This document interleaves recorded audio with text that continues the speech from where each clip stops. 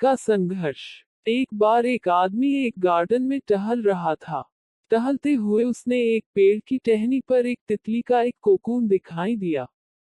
अब से हर रोज से वह आदमी उस कोकून को देखने लगा और एक दिन उसने नोटिस किया कि उस कोकून में एक छोटा सा छेद बन गया है।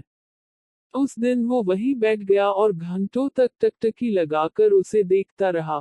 उसने देखा कि तितली उस खोल से बाहर निकलने की बहुत कोशिश कर रही है, पर बहुत देर तक प्रयास करने के बाद भी वह उस छेद से बाहर निकल नहीं पा रही है और फिर वो बिल्कुल शांत हो गई, मानो जैसे उसने हार मान ली हो। इसीलिए उस आदमी ने निश्चय किया कि वो उस तितली की मदद करेगा। उसने एक कैंची से उस कोकून को इतना बड़ा कर दिया कि वो तितली आसानी से बाहर निकल सके। और फिर वही हुआ।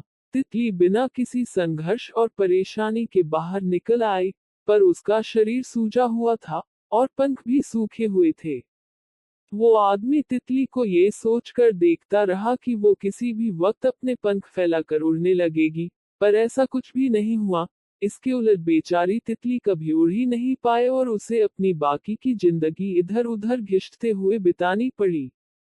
वो आदमी अपनी दया और जल्दबाजी के चक्कर में ये नहीं समझ पाया कि दरअसल कोकून से निकलने की प्रक्रिया को प्रकृति ने इतना कठोर इसीलिए बनाया है कि ताकि ऐसा करने में तितली के शरीर में मौजूद तरल उसके पंखों में पहुंच सके और वो छेद से बाहर निकलते ही उड़ सके।